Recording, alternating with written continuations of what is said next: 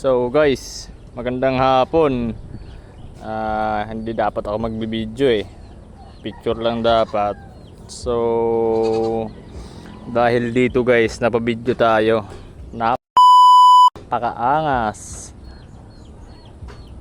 Baka 'di ba, gunban ngayon guys. Baka hindi nyo na nahihipo yung mga alaga nyo diyan. Gamitan nyo nito. So hindi lang siya pwede sa baril, pwede siya sa mga blades. Actually guys, ito nilagyan ko na to eh. Yan, ito guys, kulay na yan dati, yung kulay na yan, parang ganito lang yun dati oh. Ito kasi may pintura to, ito wala. So Dex oil guys, ginamit ko dito, tsaka dito sa handle nya, tsaka sa blade syempre. Ayun o, ayun o.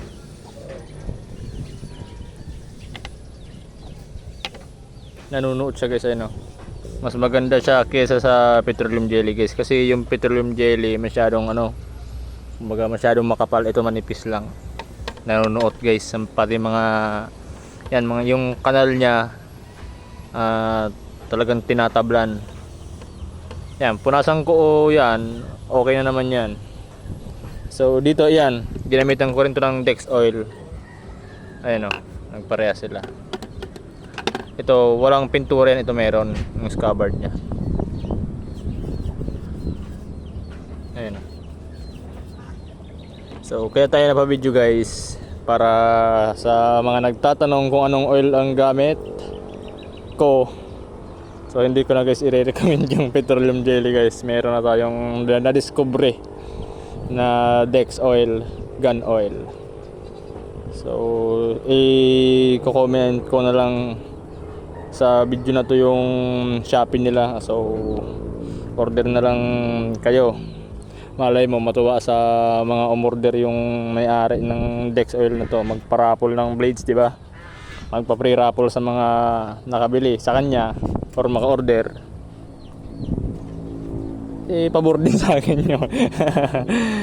So yan guys, isang Nesmook. Pag-aari pala to ni Zayjan na to. Matagal na itong bayad guys. So yan, Nesmook na 5 inches blade. Ayan yung ano nya, yung subo nya guys. Ayun, kitang kita pa yung linya ng subo nya. Hindi kasi ito naka full quench. So yan, naka full tank siya. Yung bakal nito guys ay galing doon sa mga oblong yung butas na molye. Napakakunat. May mga suksok yan dito, ayun o. Ayun o, may mga suksok siya. Pero sa, hindi yung crack suksok yan. So normal yan guys sa manual forging. Hindi kasi kami yung cut and sand na tinatawag nila. Cutting and sander agad. So pina-forge talaga namin yung bakal. And dito naman yung profile nito galing dun kay HB. So pinasa niya sa atin. Yung handle galing dun guys sa Bilbo Baggin sword natin, tang stock. Yung itong nakikita nyong spine yan guys, Rilso yan, may pihit yan. Ayan o. Yan, nakapihit yan. Dahil nga sa project na to guys, kaya nilagyan ko ng Rilso yung tanto na tracker. Actually dapat wala naman to nito. So dahil nga available to, yan, kung gusto nyo guys, PM lang. Willis yan oh. So dahil nga available to, pinagpraktisan ko to ng Rilso na dali yan Siya sa kamay ko maghapon trabaho. And ano pa, wala na. So yan, ipapakita ko sa inyo guys ang bangis ng Dex oil to guys. Nanunuot siya, maganda siya sa sa mga alaga nating collection dyan, sa mga blade collector and gun collector dyan. Sabagay guys ganyan siya. Kaya yung mga alaga natin guys, mapoprotektahan natin. Actually 3 months na ata, nilagyan niya lang nito. ang kikintab pa rin. So ayun guys, oh.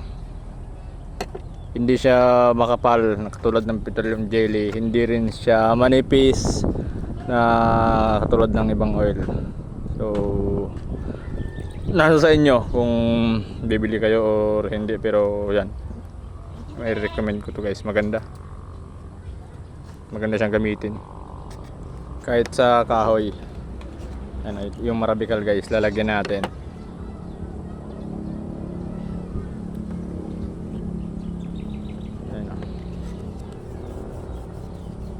Ayan guys, ano yung naging epekto nya.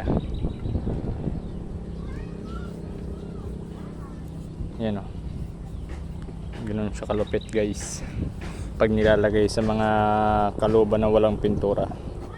Purong natural, walang halong chemical. So yan, ito nga, may mga buras-buras nga pala tong anong to, scabbard ng, so yun. Lagyan ko muna ng oil tsaka ipapasok natin sa scabbard. So yun guys, nalagyan na natin. Ayan na, maganda talaga siya. Ayan, hindi siya ano, dumudulas ba sa ano, mga spot.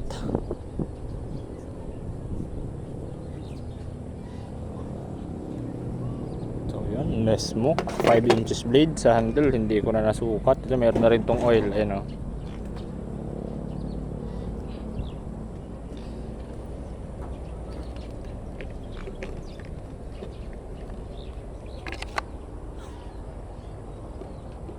yung belt loop nga palang itim na yan guys, sungay nga pala yan. Ayan o, sungay ito sungay din to. Ayan yung blade nya, haba ng dulo. So yun, gusto ko lang ibahagi guys, Dex oil. Order na lang guys sa Shopee. And dito kung may gusto nito, PM lang. Pwede kong gawan nyo ng lanyard rope na may buto ng ahas kung i-request nung bibili. So thank you.